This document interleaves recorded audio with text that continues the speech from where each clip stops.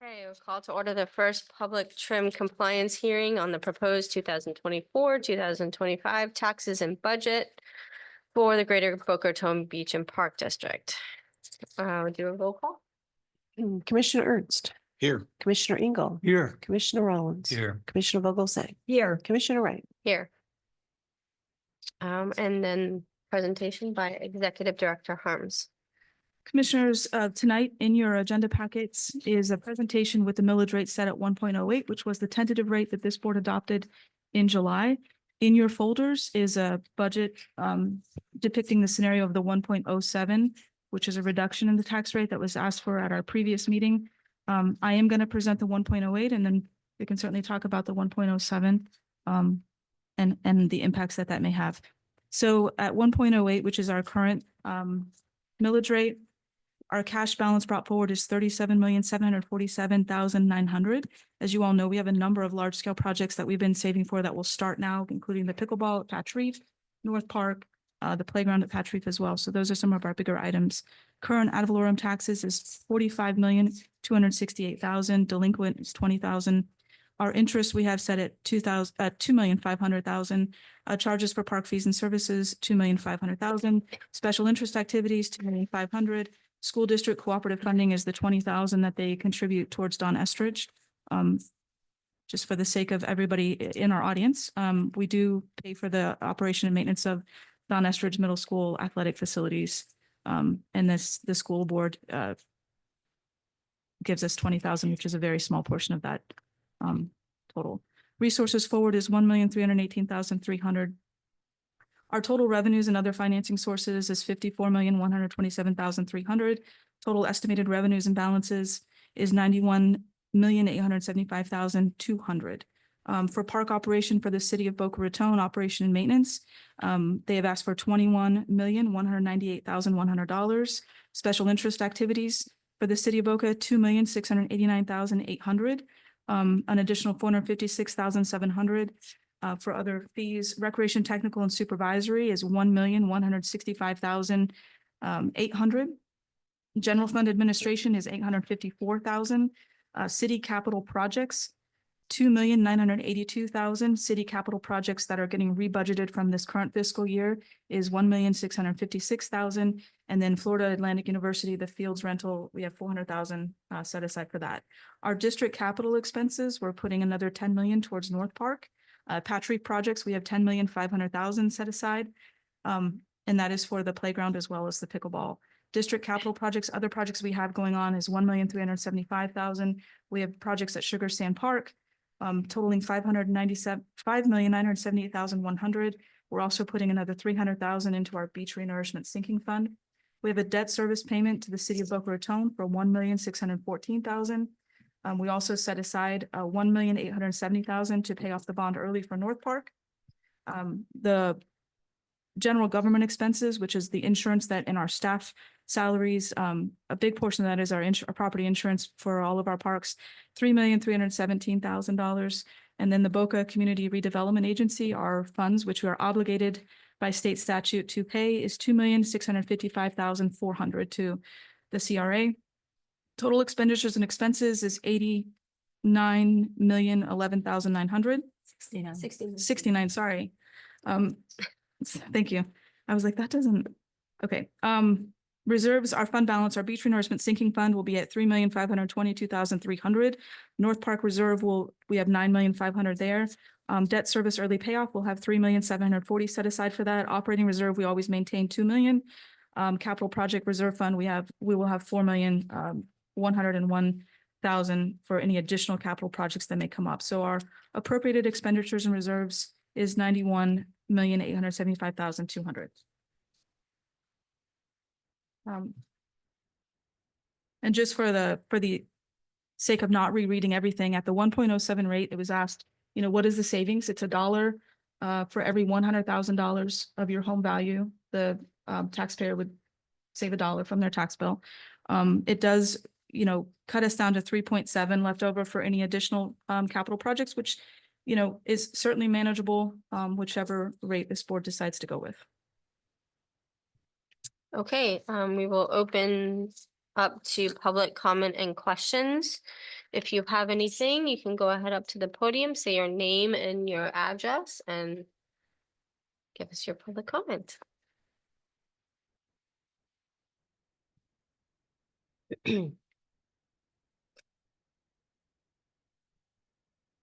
My name's Mark Levy. I live in New Floresta. And when I heard that some of the money, We just need your actual address, please. 2580 Northwest 28th Street, Thank you. Boca Raton. When you said that some of the money goes to Don Estridge for the field for the school, does that mean that one can use those facilities as part of the park? Yes, that's correct. So we actually use that a lot for our youth sports groups after hours. We have an interlocal agreement with Don Estridge. So we have the hours of operation, I think it's 5:30 on in the evenings for the athletic facilities, which includes the ball fields and the rectangular field. Rugby is out there a lot on the rectangular field, but our youth sports groups program a lot out there. And then we also have the track around there, which is available to the public. And then what about Saturdays, Sundays? Yes, Oh, okay. Saturdays and Sundays, we have it. Yep. Thank you. Thank you. Anybody else? You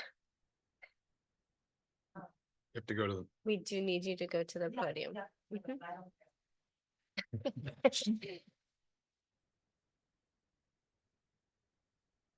Well, my name is Edie Scott, and I live at 722 Northwest 7th Drive in Boca Raton. This is my first hearing, and I was really most interested, and I wasn't sure what was going to occur. So thank you for the opportunity. I am just here to, and again, please tell me if this is not the right forum. But I've been a resident for 11 years and a homeowner for 4. And personally, I don't think there was a very good job with homestead exemption education from to me or by my lenders or by my real estate agent.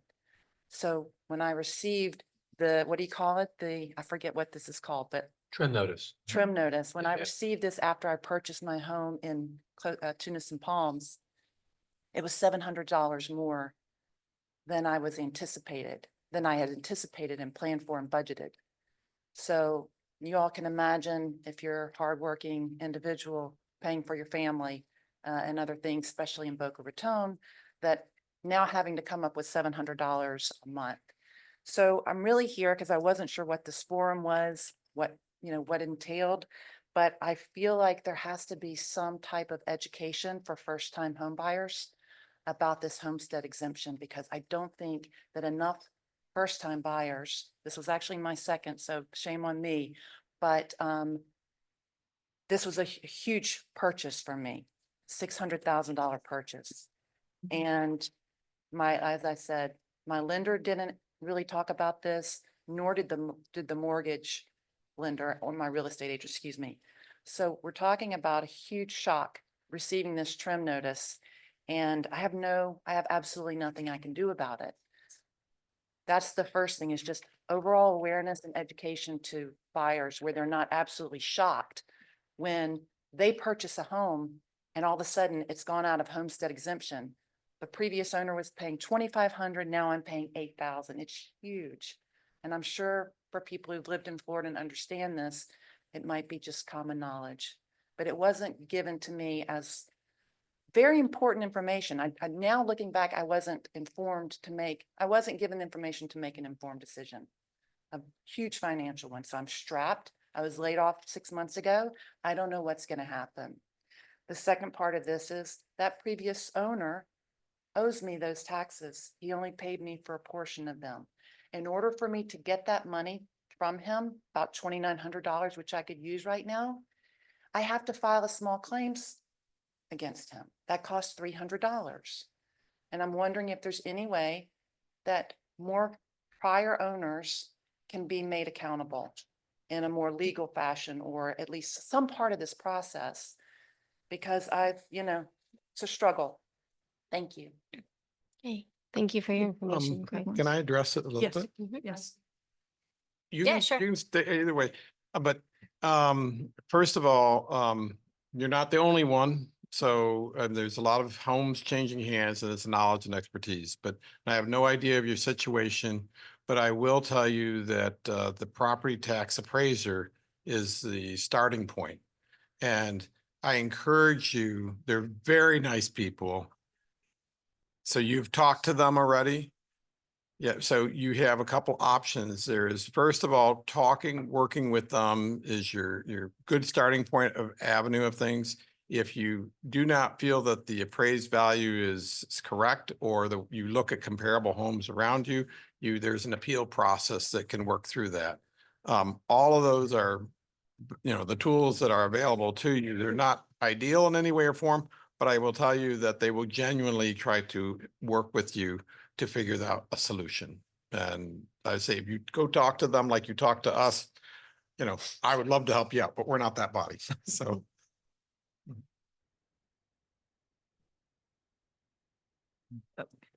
Commissioner Ernst, do you think it'd be beneficial if she reached out to the county commissioners? Do they have any more influence on how it's delivered to the residents? I think they're a little bit of an independent body, but it is an education process is what you asked for. Yeah. And so, It- Just as a side note, as home inspectors, we're involved in that process and we try to give people as much information in the buying process as well.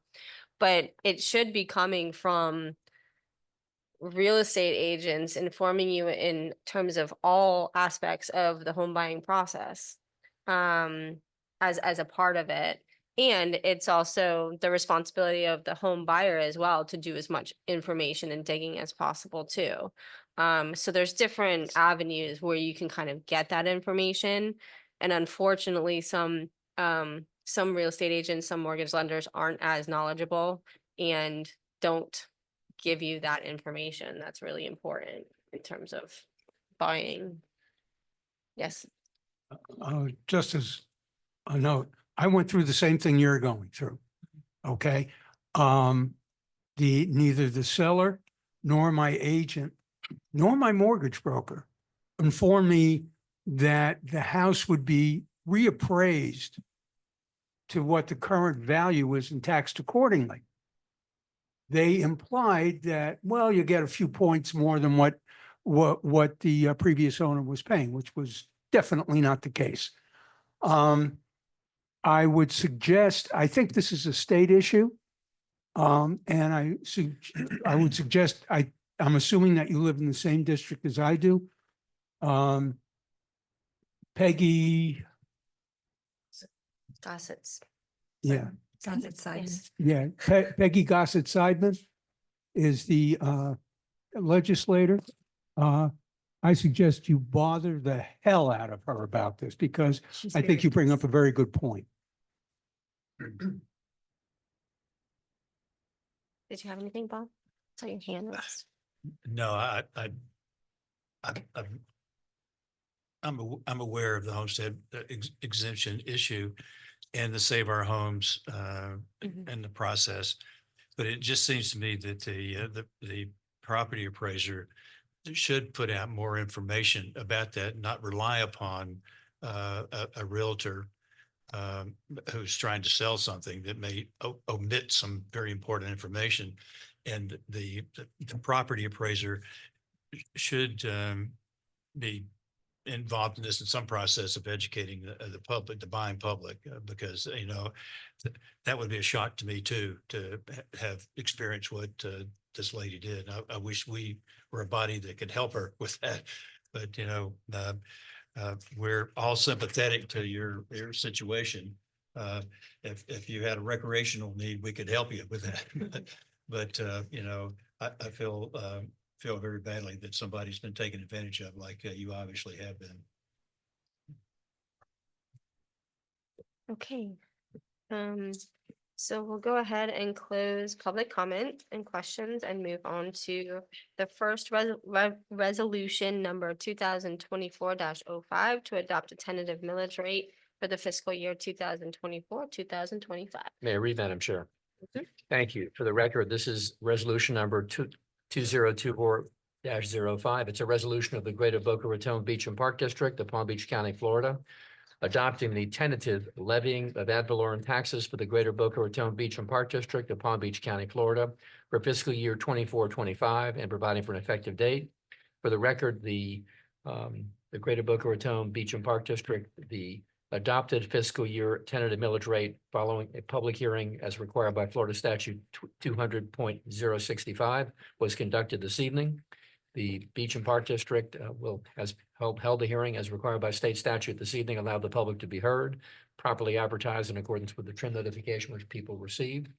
The gross taxable value of operating purposes not exempt from taxation within Palm Beach County has been certified and it's set forth in the resolution.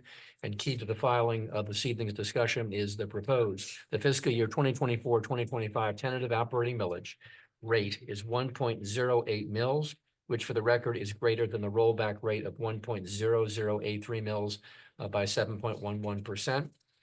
There is no voted debt service millage, and the resolution should take effect immediately upon adoption. It is again the tentative levying of ad valorem taxes. There's a resolution, Madam Chair and Commissioners, that will be read at the end, which establishes the second and final public hearing in connection with both millage and budget to be in these very chambers on September the 16th, 2024 at 6 o'clock p.m. But before you this evening, right now, at this moment, is the resolution governing the millage rate proposed going into the next and final public hearing. Thank you, Madam Chair. Move to adopt resolution number 2024-05. Second. Okay, any further discussion? Madam Chair, I'd like to give consideration to take the rate from 108 to 107. And the thought logic on that is I think that, we didn't use the rollback rate and property values have increased over 8%.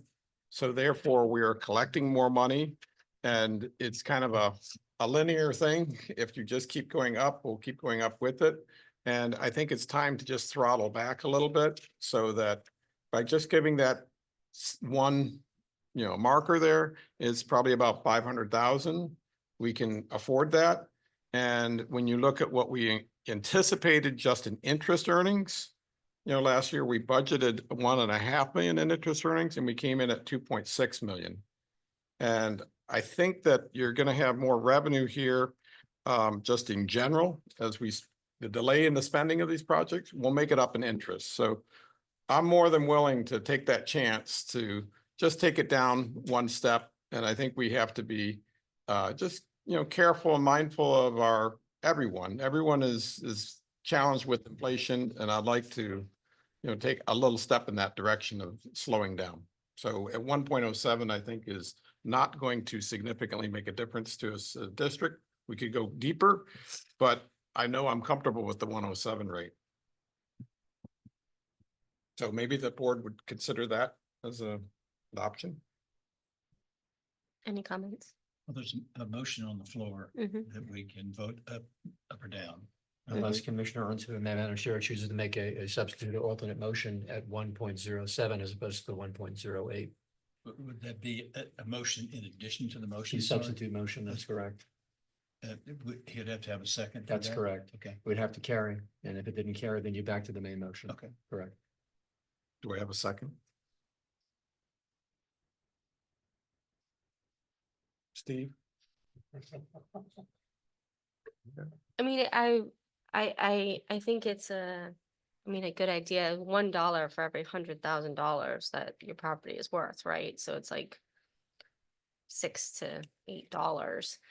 So it's really not saving everybody much money, but it cuts down our budget by about $500,000. And with the projects that we have, it just still makes me a little nervous just because of the fact that we're getting into North Park. And we do budget and we try to figure out how much those projects are going to cost. We do have the pickleball, we do have the playground, and we always get surprises sometimes from the city on projects as well. So I'm just not sure if the savings that we're trying to save, like I would say maybe if it's a little bit more, it might be worth it. But I just don't know if it's worth it for a few dollars that we're cutting down our budget by $500,000. So just trying to talk it through. I'm just in the spirit of talking it through. One is that, if you want to make it more significant, we can, but then it really cuts to the bone of Right, things. So exactly. that's where I was kind of at with it. But at some point, it does have to, it doesn't always go up forever, you know, and so we are faced with just home values for everyone have gone up so much. In our area, I think for us, Brianne said it was 8.8%. So someone who bought a home who is probably had a tax roll of 300,000 a year ago or 200,000 originally, now she's at 600,000. She's paying tax on that 600,000. So I think that one point is just it's a step in the right direction. We're going to be slowing down anyway. It's not material in our budget. But I'm very comfortable on the interest rate side of it, that last year we budgeted 1.5 million and we collected 2.6. Well, but we're- aren't the interest rates gonna be dropping? Interest rates are dropping, but so we're budgeting 2.5, okay? But we have more revenue than ever before, and I've never seen a project here start on time and paid on time between the cities. So you're gonna get these things. Yay. Yeah, so yes, yay. I'm just saying you will make it up in the interest earnings. I am fairly confident, and we already made it up in last year's budget. So it's like splitting the difference. We saved $1 million, we earned an extra $1 million last year. And I'm pretty confident that this 500,000, we've already paid for it. It's a small amount. We could make it another, you know, to 1.06, and I think you're fine too. But in a spirit of not knowing those unknowns that I would say we make a little bit of a direction of just a little lower on this one. Next year, we're gonna have a finer tooth, you know, just finer look at everything that is due and when it was paid. I agree with you. That's why I wouldn't make it more than that, but I'm making a step in that direction at 107. Wow. I've never known $500,000 to be just a little bit of money. Considering the projects. Now, I'm sympathetic to, you know, what inflation has done to folks. But, you know, looking at the agenda of projects that we have started, the project that we haven't started yet because we can't afford to do, that's the west side. The project that we have to look at over to Harnley effectively, that the city may or may not get to because they have stopped that process. But the growth of our recreational programs in this city has not slowed down. And I know at least one youth sports groups that's got more players that are participating in it this year. And there's a crunch in field space that's going to impact the ability to provide those services to the community. I appreciate Craig's comments, but I think that I'm still of the opinion that we should stick to the proposed millage, and I'd like to call the question. Go ahead, Susie. Bob, I agree with you. Craig, I understand where you're coming from completely. Might I remind you that a lot of these projects that we had not anticipated were projects that you brought to our attention, and rightfully so. They are projects that, like the cover over at the at Sugar Sand Park, definitely needs to be done, but that's going to be a chunk. We've had the renovations downstairs. We don't know if we'll get any insurance reimbursement, or we won't, Brianne says. That is a remediation that we had not anticipated, and we don't know what's going to happen with the pro shop over there if they have the same type of problem. So as much as I would like to help the public, I got my tax bill too, you know, my temporary tax bill. I just think that we provide so much benefit to this community that they appreciate what they have, and they appreciate what we do. And I think we should just keep the 1.08 and do as much as we can with the money that we are allotted. Steve. I share Bob and Susie's thoughts. Craig, I'm sympathetic to it, but what we're talking about is a lot of money to us as opposed, and I hate to put it like this because it sounds very cavalier, but it's not meant that way. It's about 60 cents a month for the average homeowner. So we have to weigh those things. On top of which, in the upcoming year, we're gonna be looking at an increase in property values that is much lower. I'm already seeing, I get a newsletter because of my, God knows why, affinity for when I used to be an appraiser.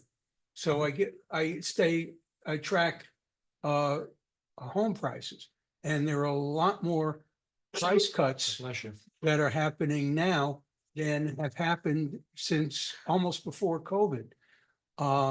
In addition, there are, properties are taking longer to sell. So what we have now, we very well may not have next year. And we very well may not have the kind of interest rates that generate the funds that we had last year. So rather than take a chance, I would, as much as I would love to drop our millage rate, I think we're better served keeping it where it is. Okay, Question. call the question. We have a second, right? We Yes. had a second? On the main motion. Yes. Go ahead. Okay, Commissioner Ernst, No. Commissioner Engel, Yes. Commissioner Rollins. Yes. Commissioner Vogelsang. Yes. Commissioner Wright. Yes. Motion passes 4-1. Okay, moving on to resolution number 2024-06 to adopt a tentative budget for the fiscal year 2024-2025. Madam Chair, may I read for the record? Yes. The record, resolution number 2024-06 relates to the annual budget. It is a resolution of the Greater Boca Raton Beach and Park District of Palm Beach County, Florida, adopting the tentative budget for the fiscal year 2024-2025, provided for an effective date. And in the resolution is stated the actual budget for fiscal year being $91,875,200. And for the record and for the posting as required by state law in the next resolution, that the budget will be considered for second and final reading in these very chambers on September the 16th, 2024 at 6:00 p.m. The budget was made available online as well as this evening. Resolution number 2024-06 is on the floor for your consideration, Madam Chair and Commissioners. Thank you, Madam Chair. Okay, Move to adopt resolution number 2024-06. Second. okay. Any discussion on this? Nope. Go ahead, Joanne.